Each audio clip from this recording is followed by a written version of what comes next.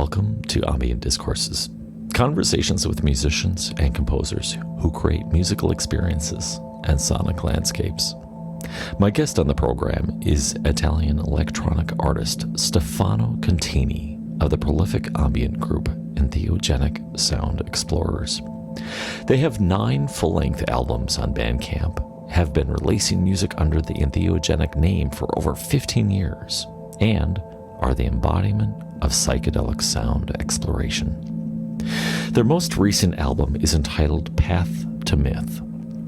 You can find their entire discography at esesound.bandcamp.com, as well as on Spotify, Apple Music, and other music streaming services. Our conversation was an absolute treat for me. Stefano and I have never met, and yet it felt like we've known each other for ages. We navigated through numerous topics of conversation, including Stefano's journey into ambient music, the aid of psychedelics in expanding one's consciousness, and music as a form of conversation, among other topics. I do have to make this one disclaimer before we proceed on with the interview. The topic of mind-altering substances does come up in our conversation.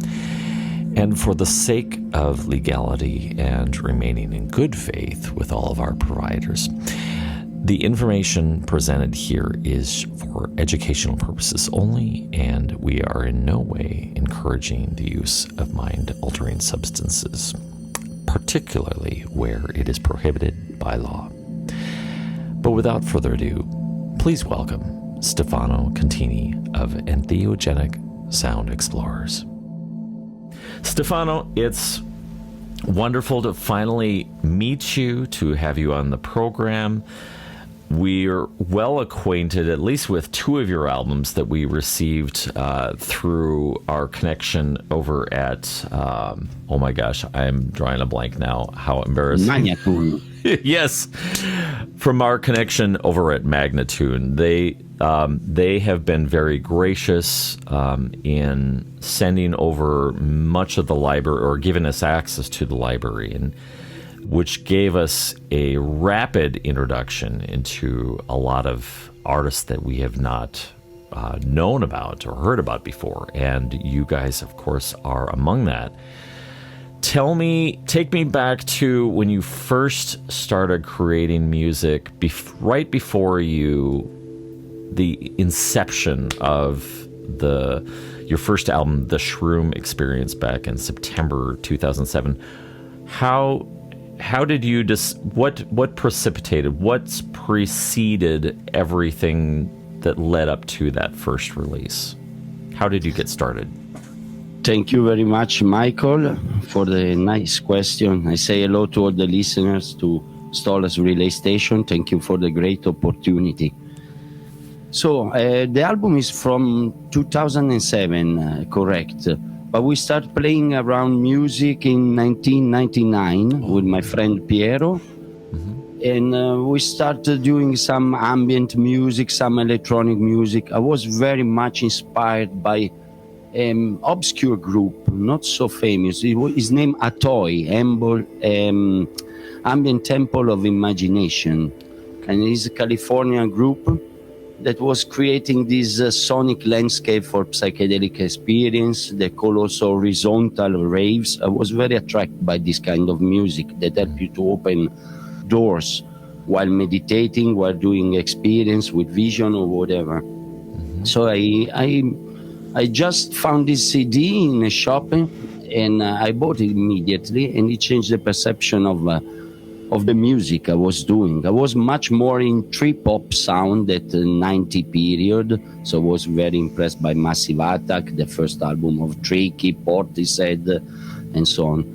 Of course, Aphex Twin selected ambient works, number 2, really changed my perception of ambient music, also on that.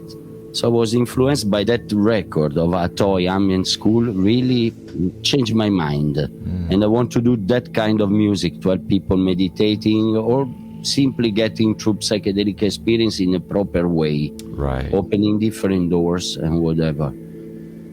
So that changed my mind and my perception of music. I was a bass player before, doing other kind of music and on beat-based music.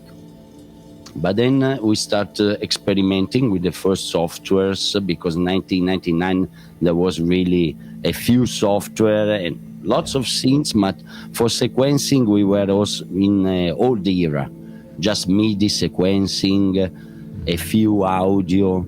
So we started doing this kind of music with Piero, and it took like 7 years to find a proper label to release the first album of our demo. But we never checked the label in the first 3-4 years, just to get confident what we are doing, that we manage it. And we were published in Netherlands by Data Bloom Records. And from that, the adventure began, because it was really interesting sound with no barriers. So you can put some ethnic sound, some synth, even some slow beats or whatever, and it was really open mind sound. I can't explain, but it really touched me from inside. I see that in your music, because it's, and for the listener who might not be familiarized with your music, it is a very different and a very open experience where there isn't a lot of sonic continuity. It's almost like you're stepping into an art gallery, but you have multiple different types of paintings all sharing the same space. And for me, that's what your music is like. It's like sitting in a gallery, but taking time to absorb yourself into different pieces that maybe have a different composition structure or a different soundscape. And I find that very interesting, because it doesn't allow for room for assumptions, right? Well, thank you very much. That's a very nice description, and I'm very proud of what you said. Thank you very much, Michael. Yeah. Like in art gallery, were different structure, different experience. I agree completely with you. For example, a music that is not related to ambient, but that I like really much, is dub music. Really old Jamaican dub from King Tubby, the kind of mixing. I think that dub music, not related to ambient, of course, but it got a lot of similarities in a spiritual way. They approach the music and the use of the mixer and the effects. That really changed my mind. I'm working on music. For example, using a mixer as an instrument, creative instrument. So opening delay, reverbs during the song, recording all these automations, and moving the sounds through the mixer. When already the principal instrumental tracks, synth tracks are recorded, I move on the mixer. And so I can move the sound and the vibe with that. And that I take from the dub experience, I can say that.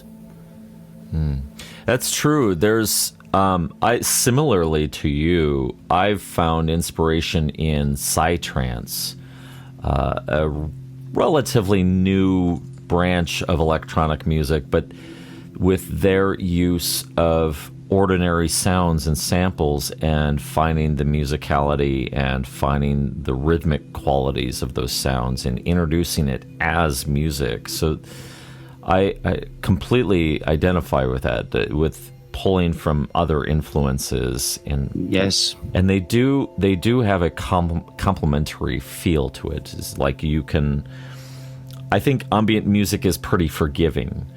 I mean, there's obviously certain things that you probably won't introduce if you're trying to be a purist about ambient music. Yes.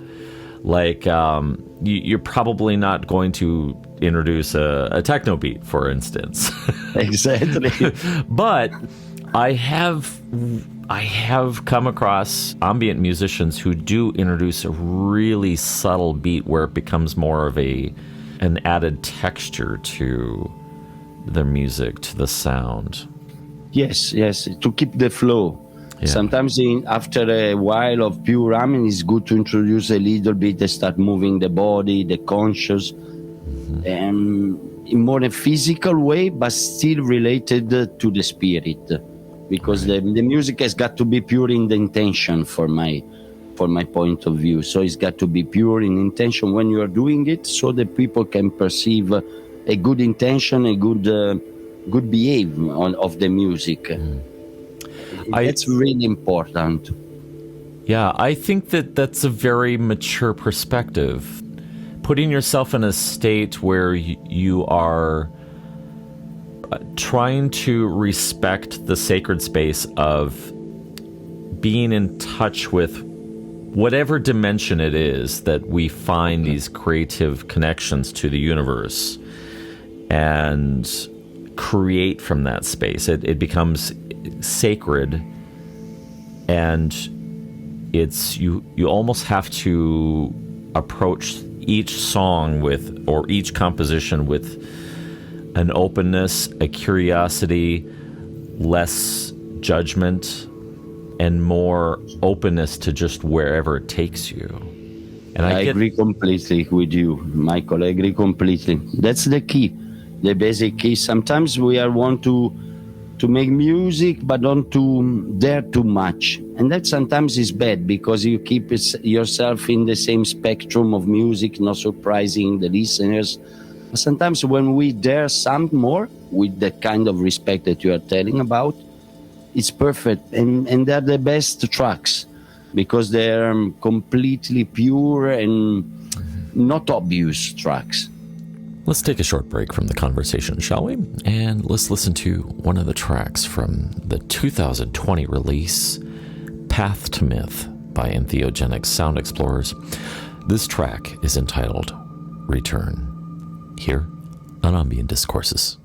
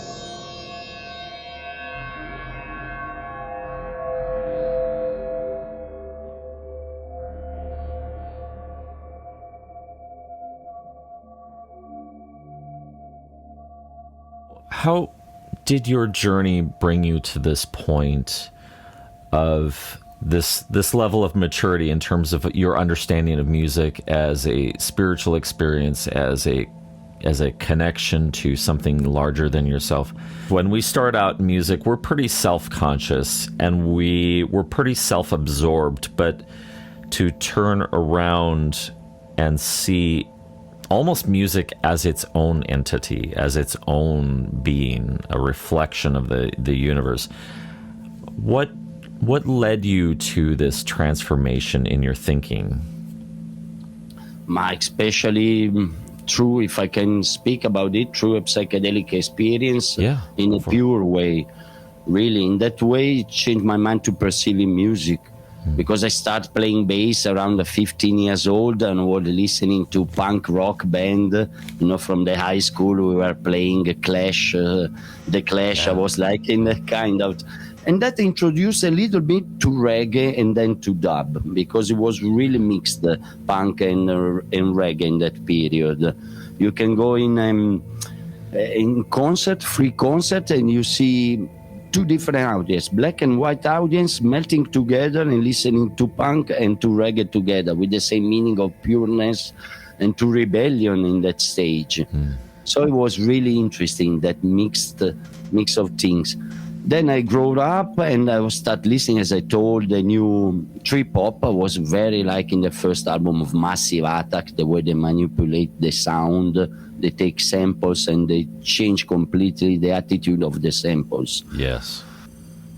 From that, I got this, I have to say, deep psychedelic experience, and that the perfect music was ambient music, was this kind of electronic ambient music, as I told, ambient temple of imagination, the orb, the future sound of London, and especially Aphex Twin with his selected ambient works. That really was very, very deep album to listen in that experience. Then through the experience with the label in Netherlands, I managed to discover the true ambient genius and some new ones as well. So I get back to Brian Eno, to LOFI. I like very much LOFI, OOPHOI. It's from Italy, Umbria, in the middle of Italy. And he made great ambient albums. A Triptych on the Moon, very, very nice. 3 CDs, made 3 albums. That Mare Vaporum, especially. He is connected with the sea on the moons, the name of the albums. And also a very deep album that's named Bardo, that is studying the process of Bardo after the death for Tibetan culture. And that was really, really deep to listen in some good psychedelic experience. Then I have to say that I study ethnology and anthropology at the university. So I was very attracted with Mesoamerican cultures. So I managed to travel a lot down in deep Mexico, especially in the south of Mexico, Oaxaca, and also in the desert, to reach this culture, some villages that keep this tradition alive in a proper way, not just in a hedonistic way or in a game way, but really in a deep spiritual way. This kind of experience, if done in a good way, that can lead you to open the mind and the heart, and this. You can't stop it, I can say, because it's almost natural. Right. Tell me more about your first psychedelic experience and what your awakening was like. I've been following lots of other people within the psychedelic experience, trying to learn from them, trying to learn from the therapeutic values, the awakening that people have. What was your first experience like, and how did that change you? It changed me in a very deep way, because I cannot say which one was the first, because I tried just to I don't say to enjoy ourselves, because when you are younger, you're trying different experience, so on. But if done in a proper way, with the right set and setting, the right rules, and I suggest especially culture, to read about it, to know what you are doing, it brings you over there. Then I remember in 1996, I think, in Mexico, on the mountains, I had a big experience on that. And that changed profoundly my mind and my soul, I can say, on that, the behavior. I was not different before. I was not a aggressive person, for example. Before that, I completely changed. But really introduced me in a good point of view, in a good path, I have to say. And the listening of this kind of music, listening to this kind of music during this experience really, I cannot say brings to heaven, or what you can call it, to purity, completely purity. And so I would like to do trying to do this kind of music, try to bring other audience to this kind of experience, right. A proper experience with curiosity, a sort of safety, so not put a strange beat in the middle of the tune, as you told before, yeah, or scary sound or whatever, because I also heard about dark ambient that is not so proper for this kind of experience, right. And is another dimension, that one. So I would like to follow the light, of course. And this kind of experience bring me to this path, I have to say. In fact, during the first albums of Entheogenic, I was mixing the tune, and then during some psychedelic experience, re-listening to the record, to the demos, then with my notes, writing down the notes, even if it's difficult, and then changing the mix and trying to put the sound in that place. I find music as being an amazing tool for helping us in therapeutic ways, in ways of healing, of ways of opening our minds.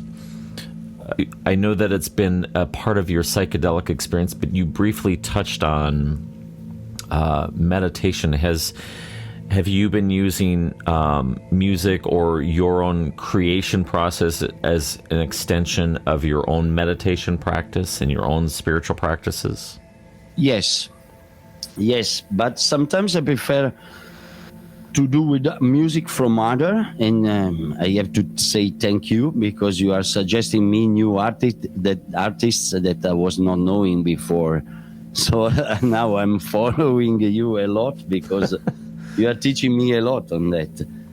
Sometimes I prefer not to use my own, because I've got always this kind of technical judgment right. to say, oh, maybe I could put the delay a little bit farther or open. But for example, today before the interview, I want to listen to The Fifth Dimension after a few years. And I found it a very nice album. I don't want to appear arrogant on that, but no. I really like it. So saying, Stefano, you made a good job on that. Yes, yes, absolutely. For example, now after a few years that you don't listen to it, you can listen again with the new ears. Otherwise, I'm too technical. Because also in the Entheogenic Sound Explorers, I mix the tune and I do the master of the tune. So I have to listen a lot of time before releasing, and you lose a little bit it. So you have to forget about it and then re-listen after a few years, and I'm surprised.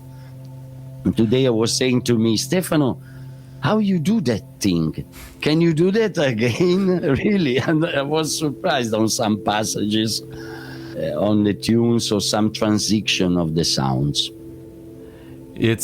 I find the music creation process to be really, you mentioned that, like, well, can you go back and repeat that process? And I've had a number of conversations with other musicians that for them, the music creation process is basically like a snapshot in time, like taking a picture, and you can never repeat that experience the exact same way again. Yes. You know, you might have a completely different encounter. Add to that, I think that it's very mature to love your own music, and it's perfectly acceptable to listen to your own music, because in its purest form, it's just an expression of yourself. And to love the music that you create is to love yourself, I think. Let's listen to a track from The Fifth Dimension by Entheogenic Sound Explorers. This track is entitled Alab Ool, here on Ambient Discourses.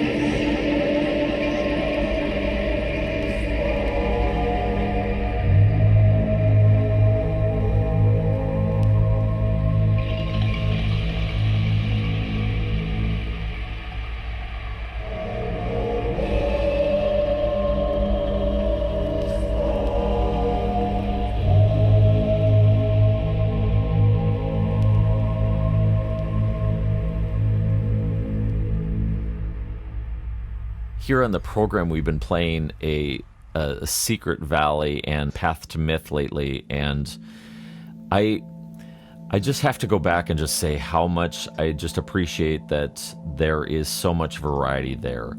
There's a little something for everyone, and different, we talked earlier about the idea of different paintings in a gallery. When you're creating music, when you're sitting down and you're opened up and you're receiving from whatever source of inspiration, what is your process like? Do you typically work within an audio workstation like some software, or do you tend to favor analog equipment? What does your creation process look like, and what sort of tools do you use? Okay, it's a mix between the two, because I like to mix both. I start in 1999, so I can see all the development of the software, of the musical software of Cubase or Sonar or whatever, and it really changed during the years. But I found that recently the softwares are more EDM oriented. They've got this kind of archy sounds. They are more projected for that kind of music, very fast music and very short songs. Also the beats repeat that kind of attitude. But in the first instance, lots of softwares as Reactor of Native Instrument is really a genius software, because you can do whatever you want. You can create your stuff.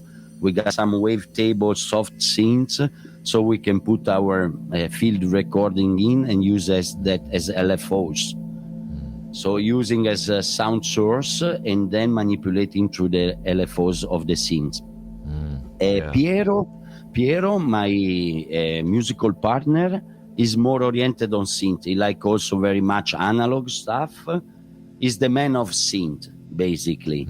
Then I like to work more on samplers and also on synths, of course, and sometimes putting some bass guitar, some really instrument inside. And during the process of mixing, as I told, I use this kind of a dub behavior. So using the mixer as a new instrument. We're moving all the sound, applying external effects, send and return effects, opening the delay, changing the delay timing, and moving all around with that after I've got the recorded.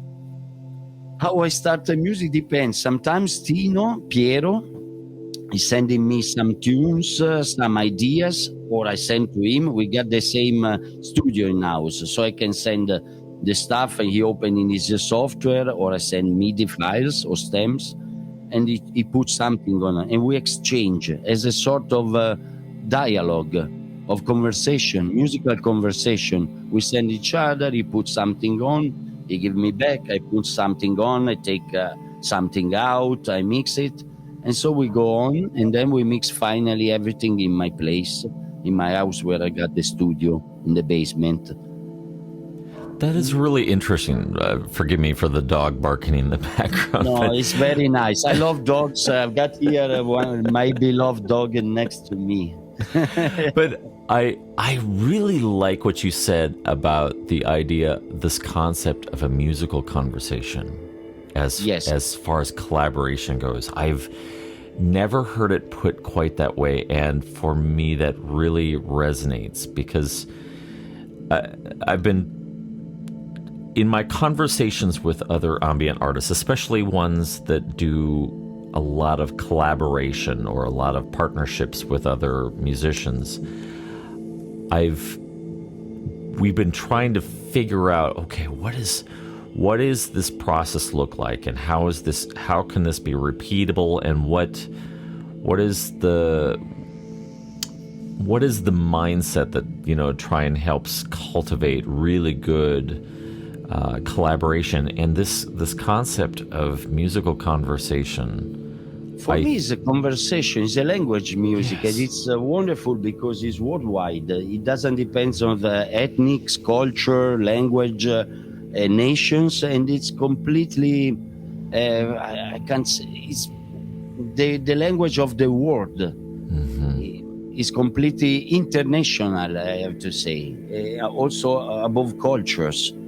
What a music always in this kind of behavior of language, of conversation, unify the person really. What politics and religion can't do that music do that. And it's really interesting, because it's something that we need from inside our heart, our soul. Human beings need this kind of language that is music, and normally unify the person and cultures. Different cultures get unified with that, especially also when you can mix ethnic instruments from different areas or different scales from other places, and to put with Western culture together and to try to mix in a new style. A sort of world music, but not so obvious, more in a subtle way. So it's easier to play together than sometimes to relate together with person at a certain level that of consciousness, of course. I mean, and there's got to be something there about being able to kind of learn from other people too in the process. I heard a really interesting perspective about in the podcast. They were talking about, the subject was truth. And they used the illustration of, well, in one part of the Earth, one set of stars is going to be widely visible to you, but on another part of the earth, you won't be able to see those stars, and to you, they don't exist. But you have a whole set of different stars that you're able to see. And from a musical standpoint, we almost have that same sensation that each of us brings to the table our own experiences, the things that we've seen, the things that we've endured, the people that we've learned from. And it brings this kind of musicality that could not exist otherwise, because you have two entirely different perspectives, two different vantage points, and coming together and trying to figure out how do we merge these together. And I think that you're onto something about this idea of conversation, about breaking barriers, language barriers or cultural barriers. In fact, I think it would be, I see this in some of the other projects we've had come our way. We have multiple record labels that have been starting to send us music, and many of them are actual collaborations. Some between people that have not even met physically, and have probably widely different viewpoints of the world, of life. And I think that's, I don't know, I think it's refreshing. And honestly speaking, I would love to collaborate with you guys too. Me too. It will be an honor for me. Michael, I'm not joking, because I always open mind on that, and I love to collaborate. New, fresh ideas. It's like our conversation now, but to put it in a musical way. Right. And we have just to stay in tune and in time. Yeah. That is very nice words also, to be in tune together and on timing together, like a heartbeat that goes together. Yeah. And that is creating something new. I've got another track that I'd like us to take a listen to. This is the title track from Entheogenic Sound Explorers' album, A Secret Valley, here on Ambient Discourses. Through this unclaimed vegetable tincture, one can gain entry into the world of the alchemists. The experience of the mushroom is subtle, but can reach out to the depth and breadth of truly intense psychedelic experience. It is, however, extremely mercurial and difficult to catch and work.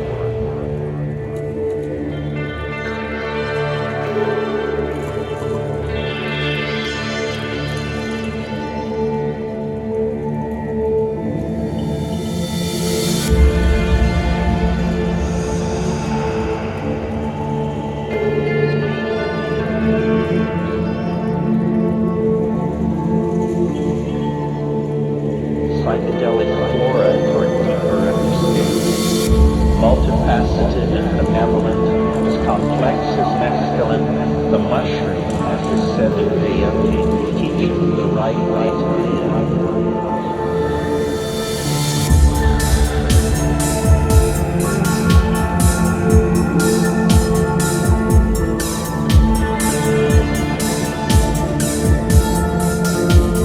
Psychedelic flora for deeper understanding.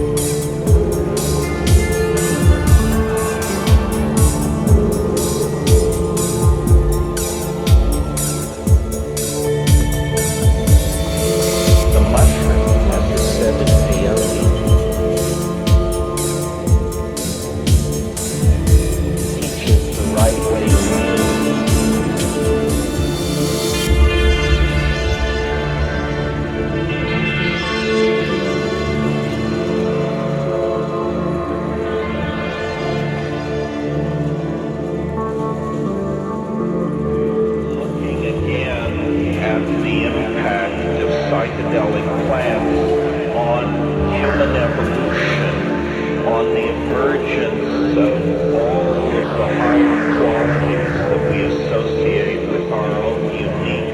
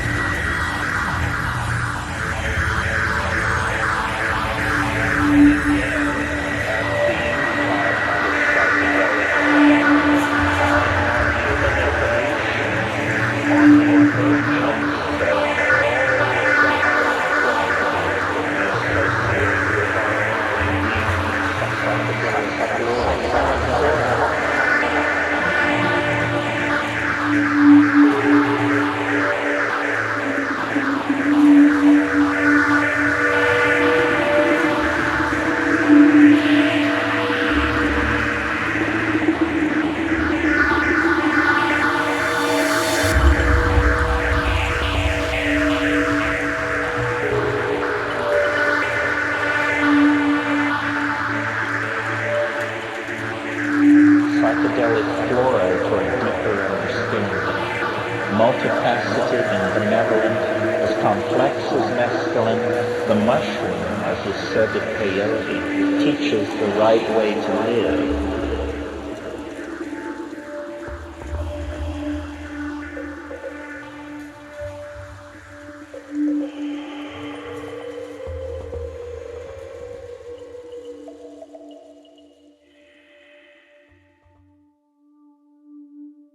I think during the psychedelic experience I told you, I think there is this big entity. Now we go a little bit farther. You That's can fine. call God, Buddha, Allah, whatever you want, but is whatever, the big entity that is inside us. We are part of this entity.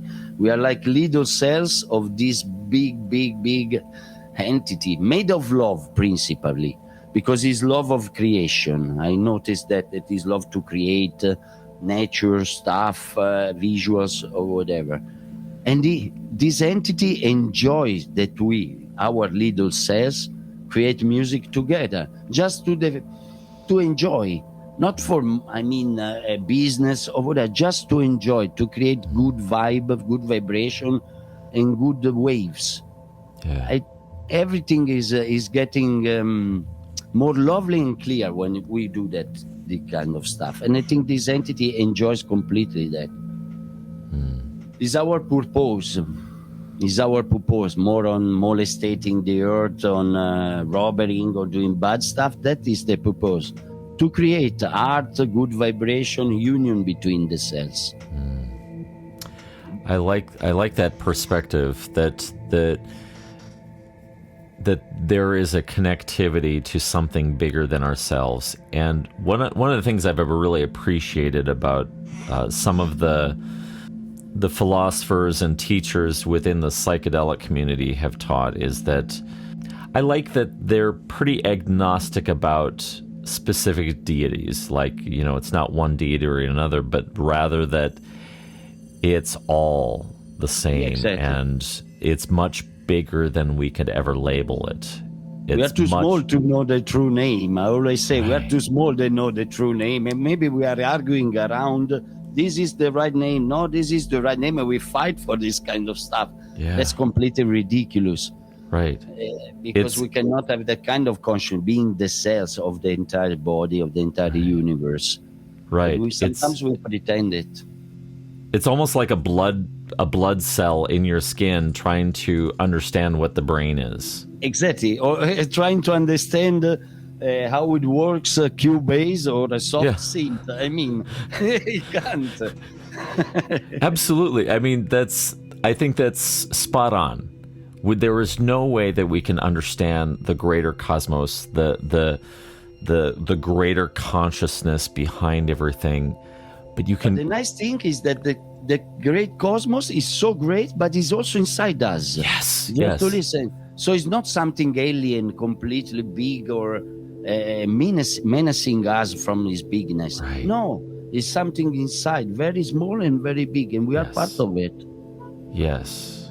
should not be seen as a very menacing stuff as we saw here in the Middle Age, exactly. Here in Europe, no, everything fear of this. It's not that. It's better to. So I take your invitation to collaborate, Michael. I take it seriously. Let's do it. To collaborate. See, I always say "si" because "si" in Italian is yes. Sorry, because it's no. You do not have to apologize for defaulting to Italian. Do not apologize for that. It's 100% cool. Thank you. I and me as well. I take the concept of collaboration very seriously. I think that it's you're creating sacred space together, and it's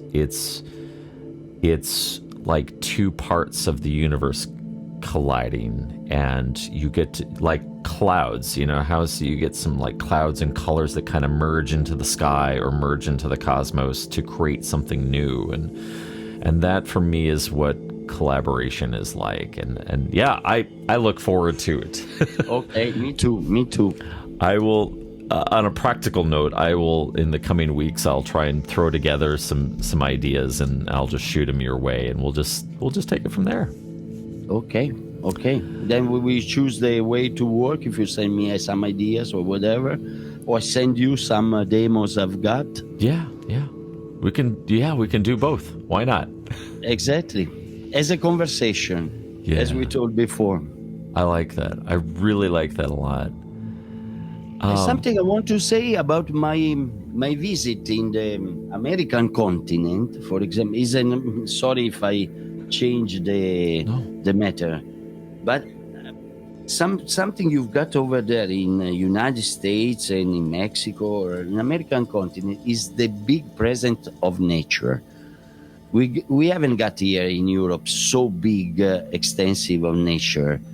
You feel that it's a new continent relatively, but we are the old continent because really here you can see that everything is settled up from thousands of years, roads, building blocks. So you are not in the middle of nature. In rare occasion you can go outside the civilization. While I noticed that in some places in US you are really in the middle of nature, and that helps you a lot in connecting on that point. I mean, not being in the center of Manhattan is another question, is another matter, of course. But you can feel that it's a very strong continent. I can say as a point of view of foreigner, when I arrive over there, I feel a strong energy from the earth of that continent. And it's really big experience for me. It was. That's an interesting perspective. When I think about cultures that have been around cultures and countries that have been around for centuries and have been well established, and I think of the ancient architecture of Italy and Greece and some of the other neighboring countries and communities, there's just as much of an energy there, I think, also as there is in nature. You can I don't know, there's just something palpable or tangible about it in you're connecting to a continuum that's much bigger than yourself, and then you're just this little point in that whole span of time. From a nature standpoint, I totally empathize with not being able to feel as connected because, you might be in an urban or city setting. But there's one discipline that I've been trying to practice is finding the mystery and the beauty in really small things and very up close.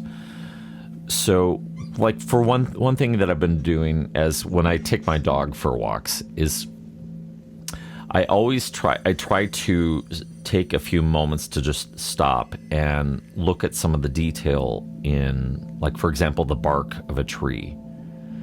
or the formation of some rocks or whatever, but to try and get in deeper and appreciate both the simplicity and the complexity of simple things like the pattern of bark on a tree, or the way that light hits the clouds certain ways, to try and put yourself in a position to see beyond the ordinary, if that makes sense. Yes. Is what we were saying before about the microcosmos and the macrocosmos. Yeah. It's strange also, these fractals. If you see a river from a satellite point of view, is made of fractals as the branch of the tree. This kind of pattern is really reproducing all around the universe. And that is really interesting. From the small thing to the bigger one. Also, I take lots of inspiration when I walk around the dog, I have to say. It's one of the best moments. It is. Sometimes I bring my headphones, I re-listen to the mix, I get inspired, I ask some suggestion to the dog itself, and we communicate in a good way. Yeah. But sometimes also animals, cats especially, they love the kind of sounds. I can see when I'm playing, I've got animals in my studio, and I can look at them, how they react, if they like or not like. And sometimes it's not a joke, really. I take inspiration from that. I say, okay, this is a good sound. Because I see that change the man behavior, the eyes are dilating, and so on. Because they are part of that kind of stuff we are saying before, no? Of this microcosm, they are cells too. So they feel that. Yeah. And not especially cats have this kind of really interesting catch of the sound, the frequency. They're more suggestive to this kind of frequencies. The last track that we're going to take a listen to comes from one of Stefano's side projects, Liquid Rainbow. This is the track VHS Memories from the album LOFI Volume 1, which you can find out at liquidrainbow.bandcamp.com. Here is VHS Memories on Ambient Discourses.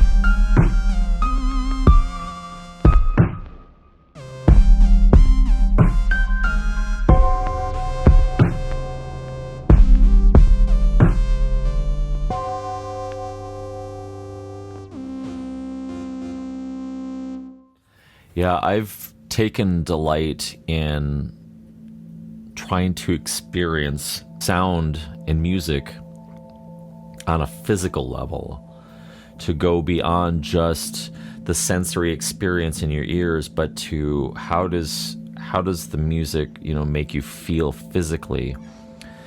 I've had this conversation with a few other artists about the idea of music therapy for those who can't hear, or maybe have an impairment that maybe they can't hear as well, or maybe they're fully deaf. But I think ambient music and electronic music has a really unique role to play, I think, in bringing music and musicality to people who normally would not consume music because of their impairment or their disability. Mm-hmm. And so to your point about the cats and the dogs kind of experiencing our music as we create it in the space, I think that there's a whole dimension there that we have not explored, or that I think is ripe for exploration as musicians. Yes, correct. I agree completely. This idea of how does the music make you feel physically? Like one of the things I like to do is I like to take my Bluetooth speaker and I'll just like lay back and let the music reverberate in my chest, and you can, like, when you feel that binaural shift between two different frequencies, and it just has this kind of massaging feeling about it. Add to that the mental and spiritual connection that you also have in the music, and I think it brings this greater depth of active listening and experiencing music. Yes, healing. Music is healing. You're right and correct, completely.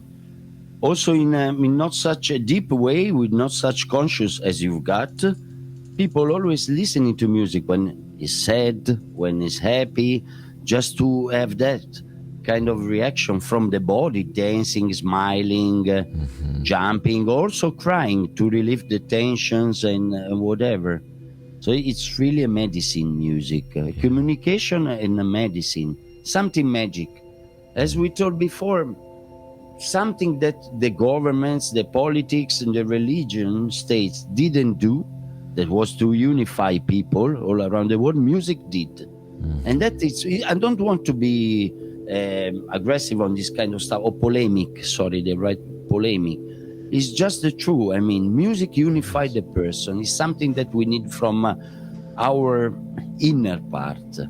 If you feel happy, all your body is feeling happy and relaxed, and so the diseases aren't coming, and so on. It's healing. If the body is happy and your mind is happy, it's better also for your body. Yeah. And music really touch that kind of soul, of a soul. Same. It does. It really does. It's funny because after having played music for so long, and I think we're probably we probably have a similar level of number of years behind us. I've been making music for a very long time, but it's similarly to you.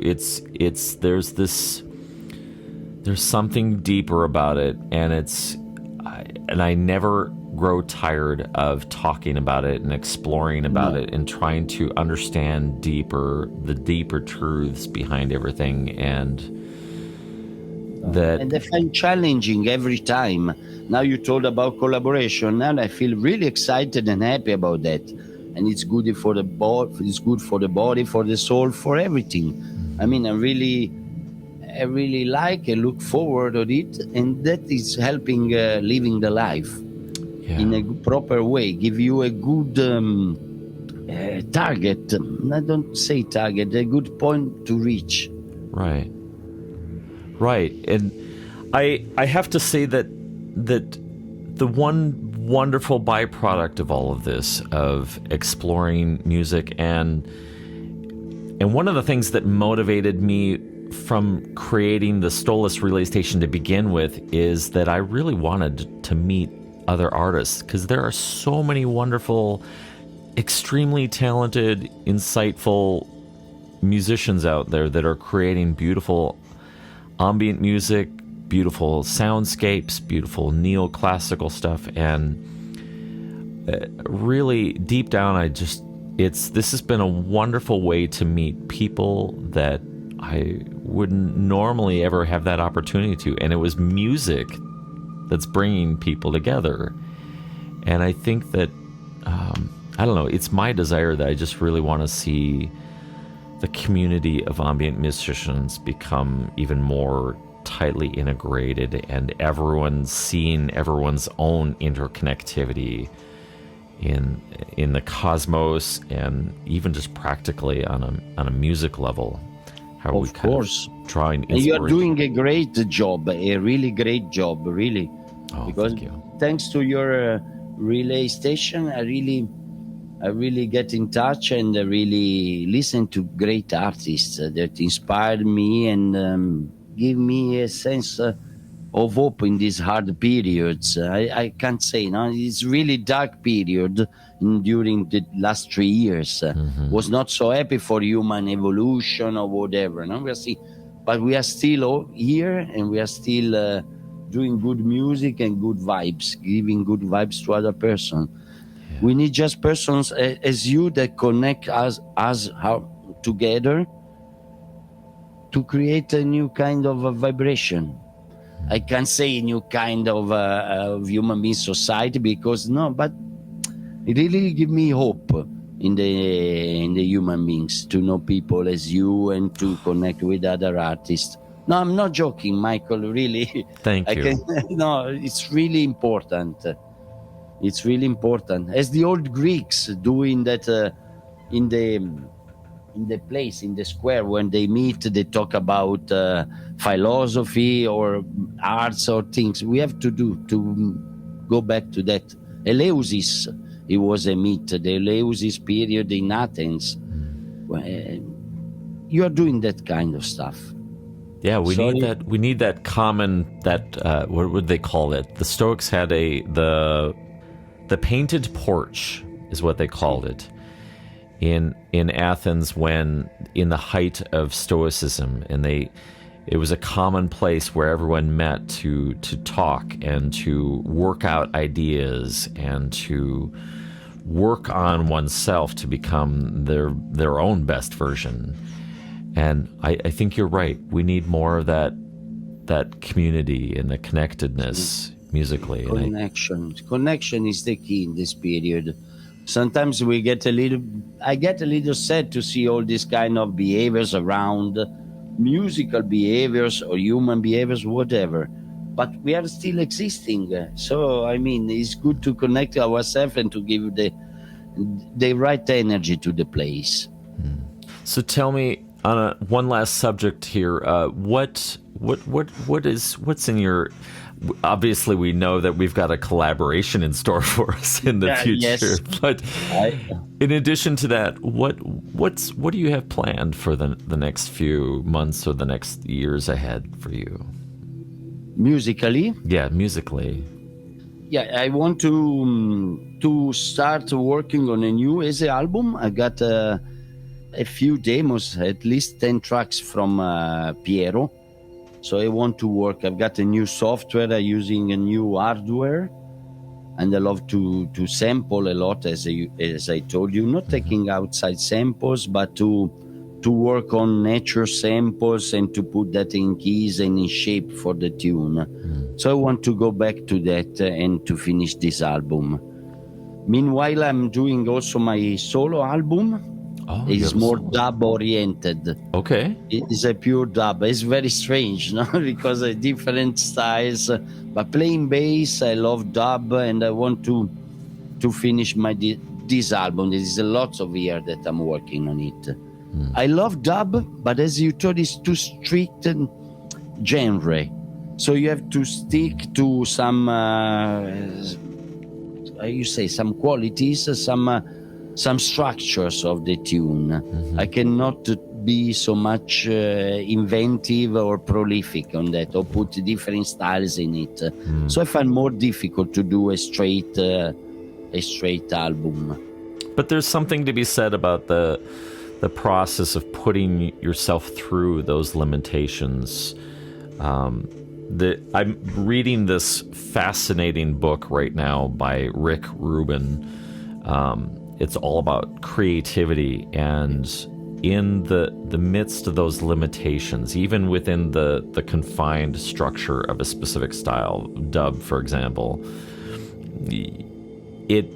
working within that environment and then going to a space where you've got absolute freedom, I think you approach it with different eyes then. You have probably a deeper set level of creativity when you approach those situations when you're wide open, coming from a space when you have limitations. So it might be interesting to see the juxtaposition of your music coming from both dub and then your next ambient experience, and see how those things have kind of affected one another. Met together. But you are completely correct. You are saying the right stuff. At the end, I prefer to be completely, free in doing music. Don't to stick. But in this age, in this period, also to be stick, it could be to a genre, could be an exercise in producing and mixing, because it's like to keep the creativity a little bit tight, but to be more precise on technical stuff.